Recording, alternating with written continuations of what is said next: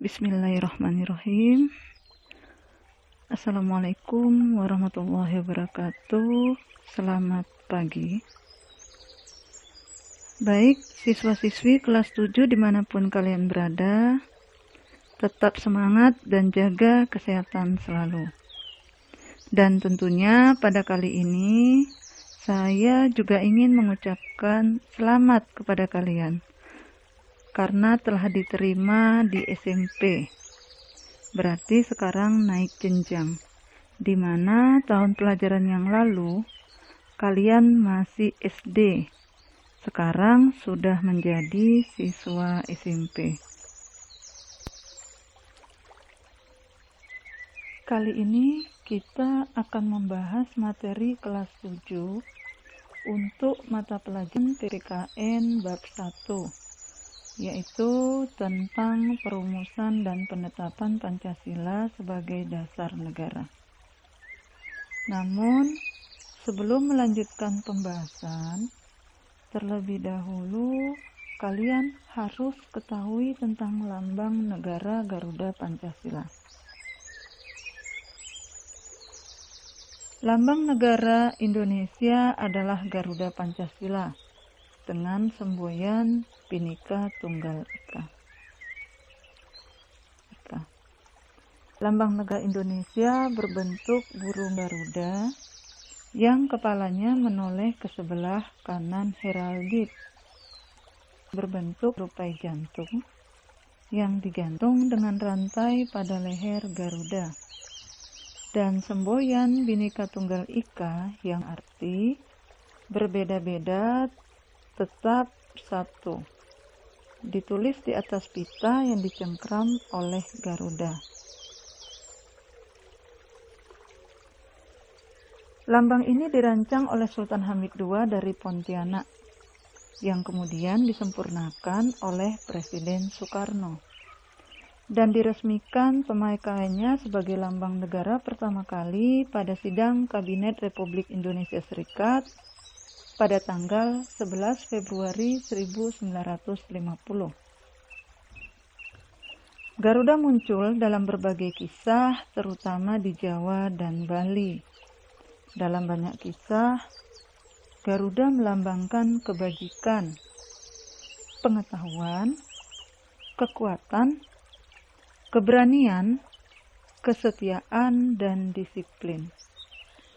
Garuda juga memiliki sifat Wisnu sebagai pemelihara dan penjaga tatanan alam semesta. Posisi mulia Garuda dalam tradisi Indonesia sejak zaman kuno telah menjadikan Garuda sebagai simbol nasional Indonesia, sebagai perwujudan ideologi Pancasila. Garuda juga dipilih sebagai nama maskapai penerbangan nasional Indonesia. Setelah Perang Kemerdekaan Indonesia yang terjadi pada tahun 1945 sampai 1949, disusul pengakuan kedaulatan Indonesia oleh Belanda melalui Konvensi Meja Bundar pada tahun 1949, dirasakan perlunya Indonesia yang saat itu, yaitu Republik Indonesia Serikat, memiliki lambang negara. Pancasila sebagai dasar negara merupakan hasil perjuangan para pendiri negara. Mereka adalah orang-orang yang berjuang untuk mendirikan bangsa dan negara Indonesia. Jasa-jasanya sudah seharusnya selalu kita kenang atau seperti yang diucapkan oleh proklamator kemerdekaan Indonesia Insinyur Soekarno. Jangan sekali-kali melupakan sejarah. Pernyataan tersebut lebih dikenal dengan singkatan Jas Merah. Tidak melupakan sejarah perjuangan bangsa merupakan kewajiban seluruh warga negara sebagai bangsa Indonesia. Melupakan sejarah perjuangan bangsa sama artinya dengan menghilangkan identitas bangsa Indonesia.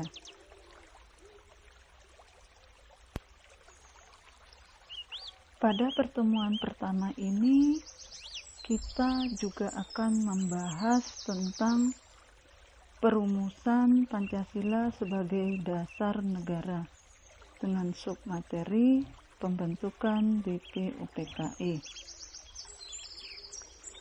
Perumusan Pancasila sebagai dasar negara pada sub pokok materi pembentukan BPUPKI. Apa itu BPUPKI? Sebelum kita melanjutkan ke sana, mari kita lihat apa singkatan BPUPKI.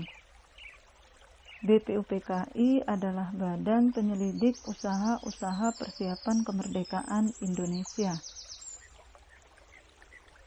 Jadi, BPUPKI adalah Badan Penyelidik Usaha-Usaha Persiapan Kemerdekaan Indonesia. Jepang mulai menguasai wilayah Indonesia setelah Belanda menyerah di Kalijati, Subang, Jawa Barat pada tanggal 8 Maret 1945.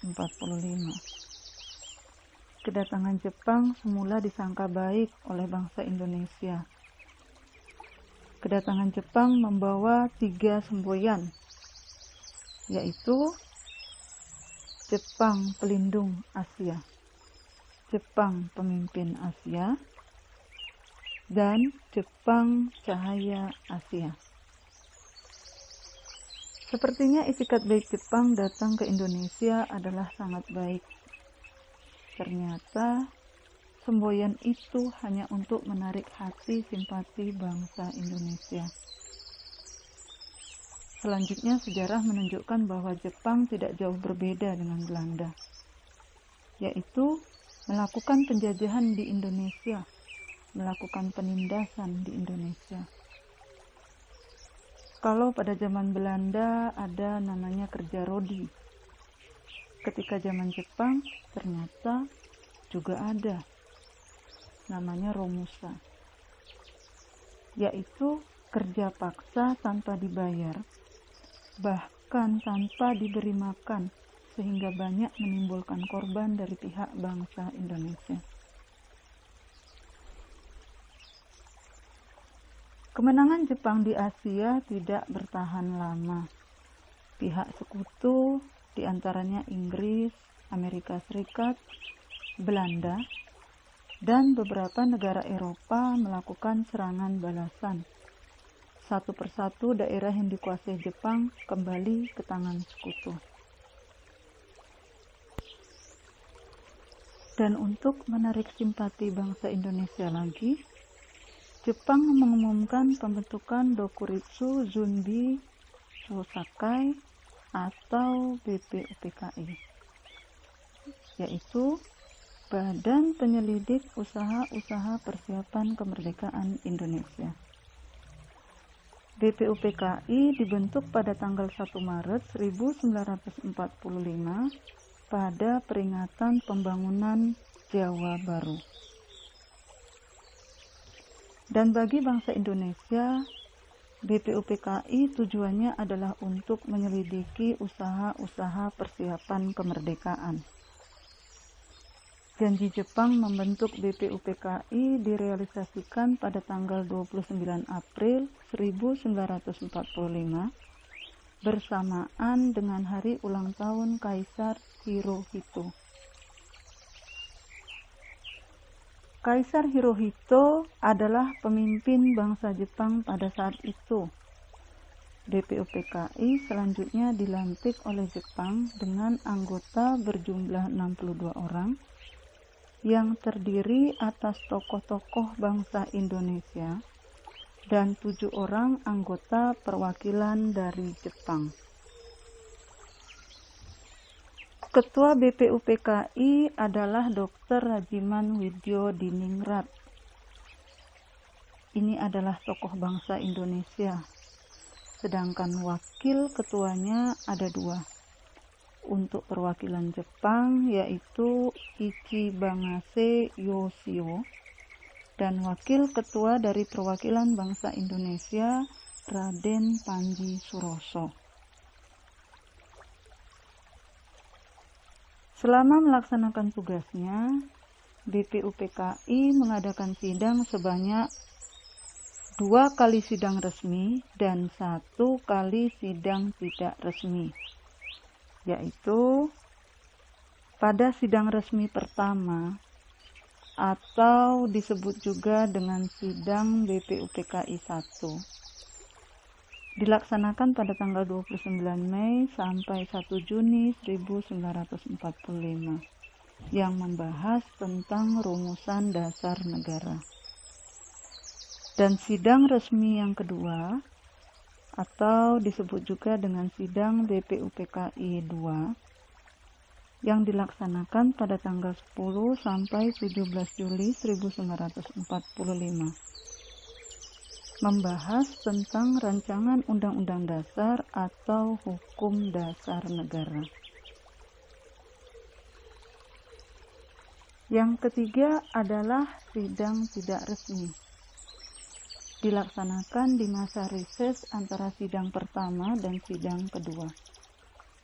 Tujuannya untuk membahas rancangan pembukaan Undang-Undang Dasar 1945 yang dihadiri oleh 38 orang anggota BPUPKI di gedung So Sangin. Dan kini gedung ini dikenal dengan sebutan Gedung Pancasila. Pertanyaannya, kenapa BPUPKI melakukan sidang tidak resmi? Ini adalah atas inisiatif dari Ketua BPUPKI pada saat itu, yaitu Dr. KRT Rajiman Widyo Diningrat.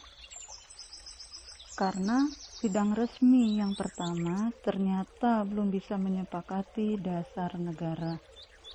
Kemudian BPUPKI membentuk panitia kecil yang beranggotakan 8 orang.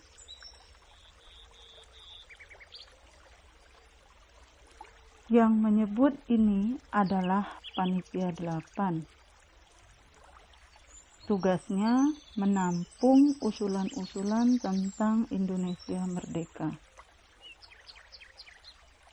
Diharapkan sidang resmi kedua semakin lancar dengan usulan-usulan yang telah ditampung terlebih dahulu. Kemudian, pada sidang tidak resmi ini, panitia 8 yang dihadiri oleh 38 anggota BPUPKI melakukan pembahasan. Dan salah satunya 38 anggota BPUPKI ini bersama panitia 8 membentuk panitia kecil lagi, yaitu panitia 9 yang tugasnya menampung usulan-usulan rumusan tentang dasar negara.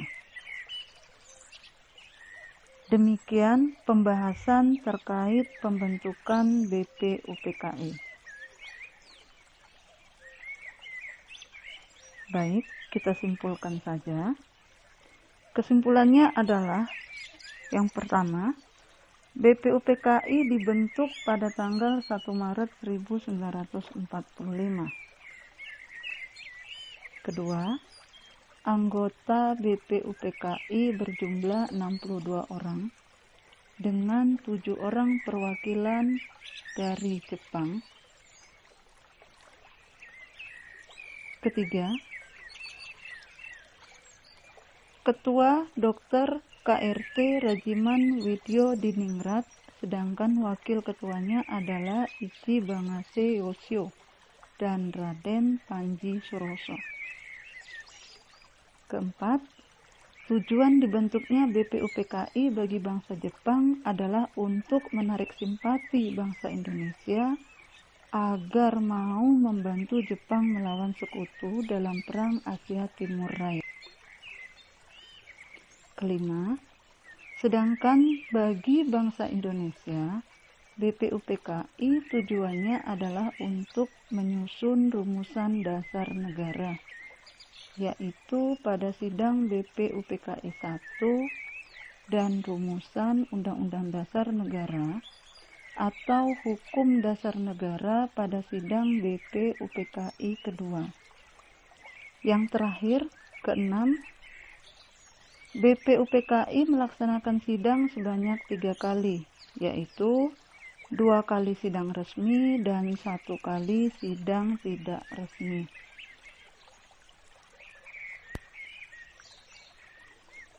Setelah menyimak penjelasan tadi, sebagai bahan latihan dan untuk lebih memahami serta mengukur tingkat pemahaman terhadap materi pertemuan ini, maka kalian tolong mengerjakan tugas di bawah ini. Selanjutnya dikumpulkan kepada Bapak Ibu guru kalian. Pertanyaannya adalah 1. Kapan BPUPKI dibentuk? 2. Bagaimana susunan keanggotaan BPUPKI? 3. Bagaimana susunan kepengurusan BPUPKI? 4. Jelaskan tujuan dibentuknya BPUPKI bagi bangsa Jepang dan jelaskan tujuan dibentuknya BPUPKI bagi bangsa Indonesia. 5. Jelaskan 3 macam sidang BPUPKI. Demikian yang bisa saya sampaikan, kurang dan lebihnya mohon maaf. Terima kasih atas perhatiannya. Semoga pertemuan ini dapat bermanfaat. Amin. Akhir kata, wassalamualaikum warahmatullahi wabarakatuh. Selamat pagi.